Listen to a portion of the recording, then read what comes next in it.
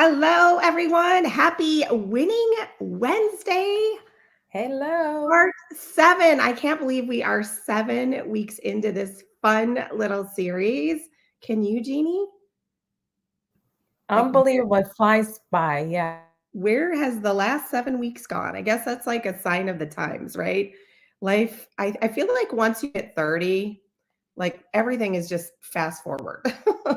I don't know. If anyone else feels the same way, let me know. But all right. Well, this is Sonia and Jeannie. I know, Jeannie, you're on mute. So, Sonia and Jeannie, we're coming to you live, and we are live all over the place. We're on LinkedIn, we are on Facebook, and a bunch of different places over on YouTube. And so, wherever it is that you are watching from, tell us hello. Let us know what platform you're watching. And we would love to know. We're working with the time a little bit to see, where we can catch the most people. I would love to know from you down in the comments what time you are seeing the video, whether you're catching it live or the replay, because that really helps us to plan. And we want to make sure that we're here for you every week with some really great content. And this topic that we're talking about today, it started off with being a 1 week topic, and it's kind of evolved into 3 weeks because we realized that the topic of health and developing winning health habits, first of all, is not one size fits all. Second of all, it's much more than a 30-minute conversation or a 20-minute conversation. And so we're on to part 3 this week. So if you guys missed part 1 and part 2, you can go back a week from today and 2 weeks from today and watch those, because I think it'll bring some value to you regardless of what it is that you do in this world. Really, our goal with this whole series is exactly how it sounds. We want to help you win in life, in your business, in your health, in your home, in your spirituality, in your everything. Because I think with the things that we're facing in our world today, the more positivity and the more, great things, great habits we can insert into our worlds, the bigger chance we have at winning. So I see some folks joining over on LinkedIn. Hi, LinkedIn. I hope you guys are having a winning Wednesday wherever you are.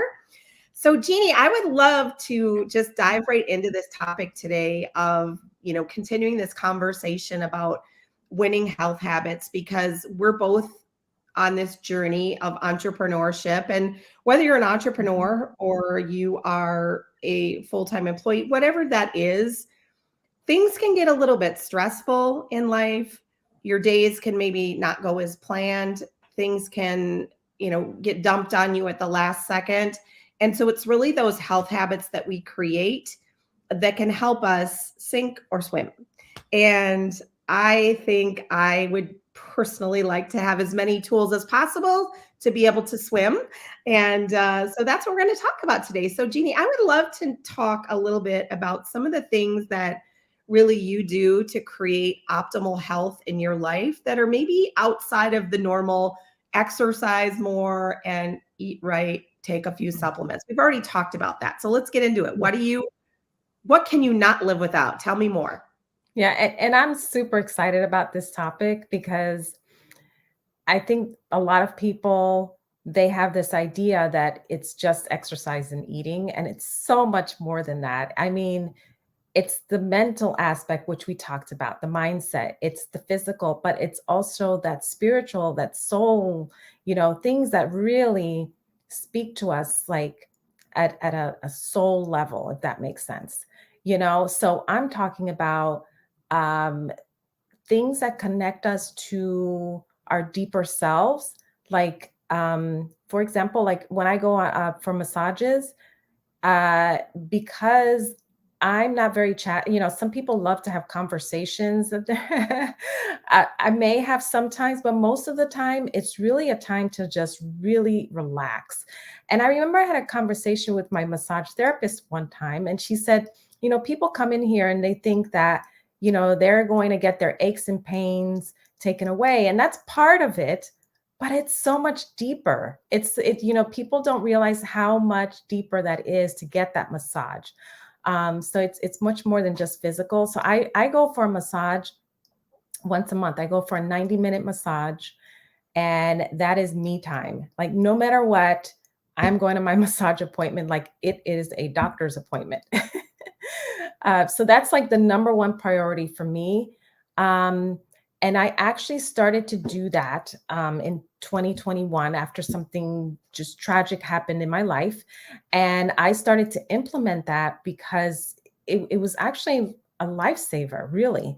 It was just a way for me to just turn myself off from the world and just like get into a zone, you know? So that's one thing I love. The other thing is I love getting facials. So I get a facial, professional facial. I go to my esthetician every other month and I get a facial done. And I will say, before I started that, I never thought that facials were really a big deal. I was like, I do facials at home. You know, what's the big deal? I just put on a mask but again, it's something about the facial that it's very relaxing and it puts you in this zone. It's like one of those things, you know, I had read somewhere, I don't remember where, but um part of your brain like turns off like most of the day. You're like in automatic mode, you know, like when you're driving to places or you're doing certain tasks. And they say that when you're in those zones are when you can actually connect at a deeper level with your inner self. Believe it or not. I was really shocked by that because I didn't think that we're kind of like we turn off our brain to like save, you know, the energy in our brain to not have to focus on these tasks that we do all the time. And so that's where that massage therapy and that facial comes in because you get into that zone. Like you're not doing anything, but you're in that zone where you're turning off everything and you can get to a deeper level. And that's the two things that are like non-negotiables for me. I love that. They're doctor appointments. Or Yeah. like I went to the dentist today and I mean, I don't know, it's not my favorite thing to do. I love it when I'm done.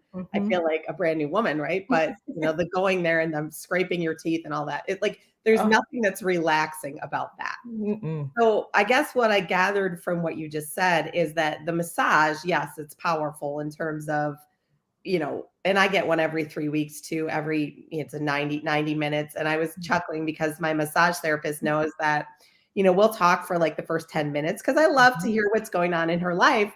And then I give her the signal of, okay, I'm checking out now. And then it's like lights out the rest of the time. But Mhm. I feel like, much like you, it helps you just get into maybe a different state of Mm. relaxation Yeah. than, you know, when you just are thinking about like I went once for a 30-minute massage because, well, it's a long story. But I feel like you know the story, Jeannie. You Yeah. I jump on the table, I'm there for 30 minutes. It's barely enough time to even like get comfortable. And so that was more therapeutic, right? Yeah. But it reaches so many levels of, you know, helping us just let go. And Mm. I think that's such a huge part of it. Well, I love that. So for Mm. those of you that are watching, what are some of these sort of health habits that you have, whether it's daily, weekly, monthly, hopefully not just yearly, but Yeah. things that you cannot live without that have enhanced your health that Mm. allow you to do bigger things with your day to day because you do these things.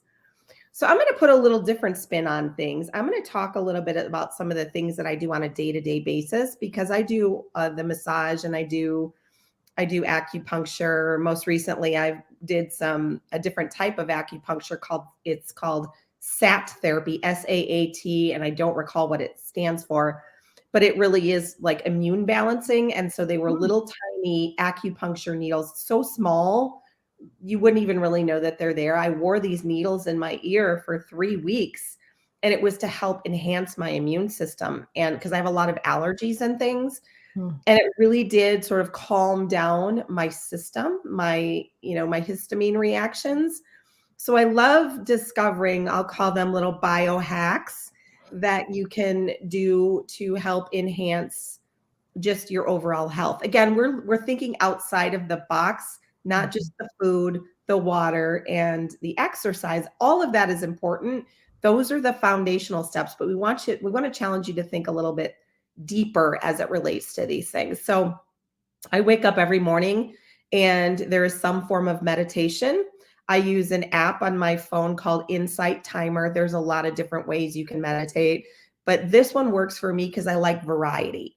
And so I like to do two different meditations in a day. The first one is more along the lines of priming my brain for the day. So a lot of manifestations, a lot of just really setting the table to have a good day. And then usually later in the day, I will do another type of shorter meditation where it's more just calming my nervous system down. Because one of the things that I've discovered as someone that has personally struggled with the awful side effects of Epstein-Barr, chronic Epstein-Barr, is that your nervous system, especially if you're a very type A driven personality like I am, like I'm a, if you guys know colors of personality, I'm pretty flaming red with a splash of yellow. So all my entrepreneur friends will know what that means. Basically, that means you're extremely driven, sometimes to a point of exhaustion. And so sometimes what happens when you combine that aggressive personality with something in a chronic illness like Epstein-Barr is you have this sort of over what's the word I want to say, this hyperactive nervous system to where you're like literally like going 24/7. And so doing something in the afternoon like a light meditation will calm down my nervous system. I also have started doing some, really working on grounding on a daily basis. So getting outside, and this is much easier to do when it's nice outside, but in the winter months or when it's colder, you could actually buy grounding mats that you can put on your floor. And I don't know. I mean, I think it's kind of like going to the tanning bed versus getting sun outside, right? Does it do the trick? Yes. Is it really the same? No, but I think it gives you that feel of doing the grounding. But I get outside first thing in the morning. So after I do that meditation, first thing I do is head outside. I face the east and I look directly at where the sun has come up from, because getting sunlight into your eyes, and I don't mean staring directly at the sun, but like looking in that direction, getting that natural light into your eyes actually helps your hormones to be better regulated, to start those production of hormones that are good for energy and helping you just get about your day. And so when you do these things and you follow the natural rhythm of the sun and the light, even if it's cloudy outside, the sun's still back there somewhere. It helps to get that circadian rhythm rebalanced so that you don't have this tendency to go, go, go, go, go, and then crash, and then you can't sleep at night. Because we know that sleeping is an important part of health, right? If you're not sleeping, all this other stuff doesn't matter. And so really getting your circadian rhythm trained to follow the sun. So then usually later in the day, I will take some time outside again, face the sun one more time. And, if it's nice enough outside, of course, get some vitamin D by exposing your limbs and larger areas of your body, for as long as you can without burning yourself, of course. And I'm not talking about spending hours and hours outside. I'm talking about 15, 20 minutes so that you can get that vitamin D, which helps your immune system, which helps that hormonal cascade, because vitamin D is not actually a vitamin, it's a hormone. And it's very, very important for so many processes in our body. So getting outside and getting that light rhythm, so important. And then again, at the end of the day, take a brief step outside when the sun is going down. It now tells my body that, hey, guess what? The sunlight is going down. It's time to calm down and get into more of that relaxational state. And then after the sun goes down, I walk around with these really cool, like blue block and glasses on. So if I am watching TV or if I'm, on the phone or doing something after the sun goes down, this helps to filter out the blue light. And it's kind of hard to get used to because it's more of an orange tint, but nonetheless, it's really powerful. And then a couple other things that I do just during the day is, just some deep breathing and some breath work, and just try to keep that relaxational state as part of my day, because there's no reason you need to be amped up on a daily basis. So those are a couple of things that I do on the daily. And what other kinds of things do you do daily or monthly that might be good things for people to try implementing into their worlds? So I actually have a question. Yeah. When you do, have you found a difference in your sleep doing the Yeah. grounding work? Yes. Yeah. 100%. But you have Yeah. to stay consistent with it because what you're doing optimally is you're trying to re-signal your hormones. So Mhm. we want our melatonin production to be high at night. What Right. happens when we sit on these screens all day long and we go, go, go, go, go is that, and then we watch TV until we go to bed, right? We're all Mhm. guilty of like Netflix binging sometimes. And so what happens is the melatonin levels, like your body still thinks you're supposed to be alert and awake. So even if you fall asleep okay, you're going to have that disrupted sleep. So I've been Mhm. doing this pretty religiously. I mean, even when it's raining outside in the morning, I'll take my little umbrella and I'll take a step out with a coat on and everything. And, it might not last as long, but I'm out there for 2 to 5 minutes. And that fresh air really does beautiful things too. So the grounding and then the sunlight, it really helps to trigger not only hormonal production, but also it helps to strengthen the mitochondria, which are the, of course, powerhouse cells that give you energy. So Yeah. it's all really, really helpful. But these little guys, I will tell you, by the time it's time to go to bed, like I'm finding myself really feeling like I could just go and get into bed. I mean, these things were like $17 on Amazon. I mean, they're kind of Wow. funky looking, but they're just the Yeah. coolest little tools ever. So, My yeah. glasses Your supposedly question? have the filter. Well, and So, I have those regular glasses as well too, but there's the orange tint that mm. makes the difference. So I put these over my regular glasses Oh, wow. because they're made to fit over glasses as well too, if you have them. So, Okay. yeah. What else do you Wonderful. do, Jeannie? I know Y- we've got more in the Yeah. vault to share. Yeah. Well, actually, I mean, the same thing. I definitely do the meditation. I do the Jose Silva meditation technique, which you go into an alpha state, and you can do, they train you, like you go through a training program. I did it through Mind Valley, and it's like an 8-week training, and then you're able to go into an alpha state within 3 seconds. So you train your brain to kind of turn off and go to that level. And the alpha level is the level where some people are most of the day, but a lot of people are not. So your waking state is just that. You're fully awake. And then some people function at an alpha level, and that alpha level is the one I was talking about earlier, where you kind of turn off some of your brain because you're doing things automatically, and then sometimes you don't realize you just finished doing something, or you just had that sandwich, or you just drove somewhere. So that's that state of mind where you kind of like, you can go to that state within 3 seconds. So I do that every single day. If I'm not doing that, I'm doing hypnosis. Mm. And I am a true believer in hypnosis because I went to hypnosis as an it was sort of like my last resort for really working through some emotional issues that I had going on. And in order to move forward in my life, I had to find something, and that something was hypnosis. And it really, really changed my life within 30 days. I have a question about that because, Mhm.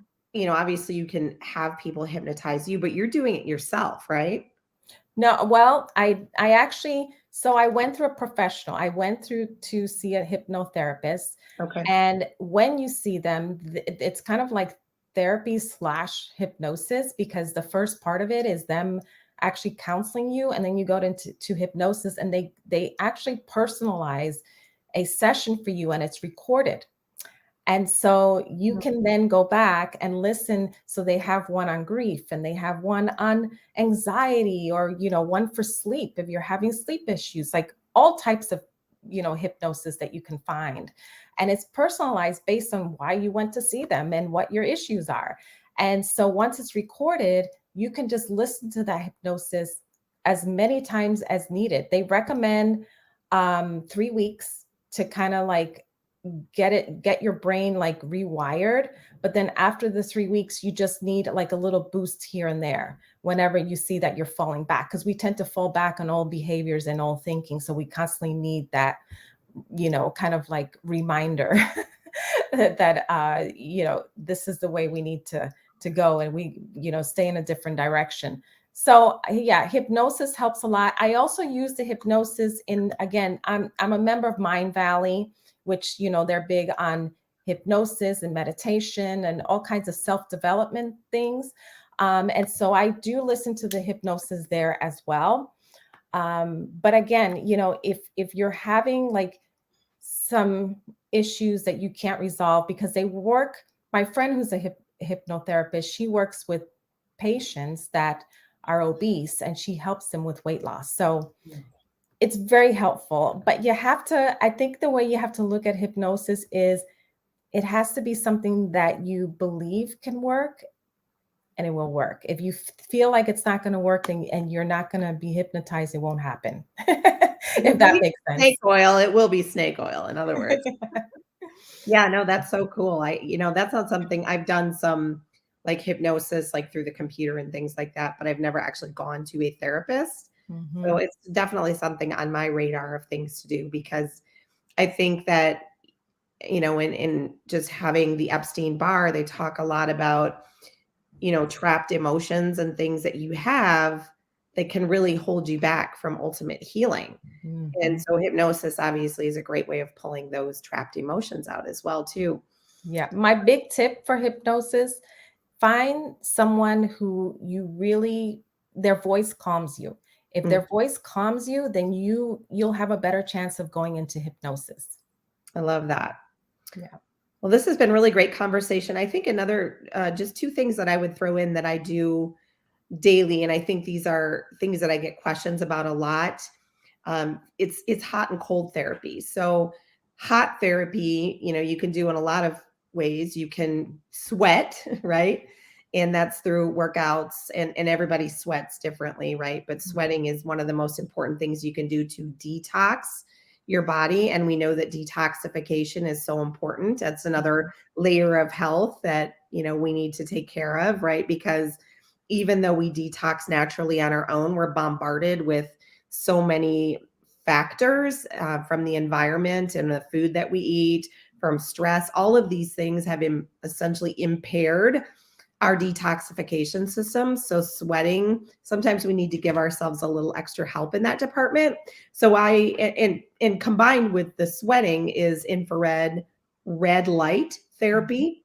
And so I use an infrared sauna that I have here at home 5 to 6 days a week, and it has made an enormous difference for so many things. Another way to calm the nervous system, of course, sweat out toxins, to put yourself in a state of, relaxation for however long you're in there. And then, of course, to decrease inflammation and pain in the body. And inflammation is the root cause of all disease. So if you can do things to reduce inflammation, the more ways you can do that, the better. And then lastly, cold therapy. So, not everybody has access to a cold plunge or cryotherapy sessions or anything like that. But you can simply, for example, if you take a shower at night, you can do most of your shower and then take, 3 minutes or so, and you'll have to work your way up and decrease the temperature as you go, but work yourself up to actually getting some cold at the end of your shower. And it's really helpful at night. It can help to just, again, calm that inflammation down. It can help to support your mitochondria and just give you a much better restful sleep. So hot and cold therapy and red light therapy are just two other things that I do every day, or almost every day. I would say 5 to 6 days a week. I use red light therapy on my face. That's about it. Yeah, And a cold shower every now and then. Try the cold shower thing. It's free. You can do that. It'll save on your heating bill, right? Yes. But it's challenging, which is like literally, so start with 30 seconds, 20 seconds, whatever. And then just start by turning the water down, down, down, down, down, down, down, right? And then pretty soon you get used to it, but it's really, really very beneficial for your health, and it's free. You can go out and buy a fancy cold plunge, or you could fill your bathtub with ice and water, and you could do that, but not everybody has that type of bathtub that supports that. But that's another option as well too. The hot and the cold therapy, just to really, these are all ways that you can biohack your health. And so I hope you guys found this valuable. Jeannie, anything else that you Yeah. want to say before we land the plane today? No, I think these are all great tips. I'm gonna have to try the cold shower more often. I do it when I wash my hair. That's about it. Because Yeah. cold water is great for locking your hair, your Yes, strands. it helps decrease the frizz and lock in the moisture, right? Yes. Yeah, and it's hard to get used to, but I don't think I would take my entire shower cold, but I like to do it at the end of my shower. So start with the hair part and then just let it go a little bit longer, Yeah, I right? will. See how it works for you, but it really is very therapeutic. And so would love to hear from you guys. Are there any things that you want to share down with us here in the comments? Just different health hacks that you use, because I think sharing is caring. And that's what we're here to do every single Wednesday. So if you guys found value in this Winning Wednesday that we did today, go ahead and share this with your audience. We're live in a lot of different public places, and we would love to help you spread the health with your network as well. So we'll be coming back at you live next Wednesday. And let's see, before we go, Susan just finished with cold. Yes, awesome. So Susan, are you in a cold plunge? Do you have one? Or do you do cryotherapy, or do you do the good old fashioned cold shower? Would love to know what you do, because there's so many ways of doing it. Yeah. It's, whatever is convenient for you. The idea is not to make it complicated, but to get the cold, right? And for those of us that live in Minnesota, we get plenty of cold in the winter, but we're talking about cold directly on your skin. All right, guys, thanks for watching. We'll see you next week. And thanks for being with me, Jeannie. Thank you. Bye. Bye, everyone.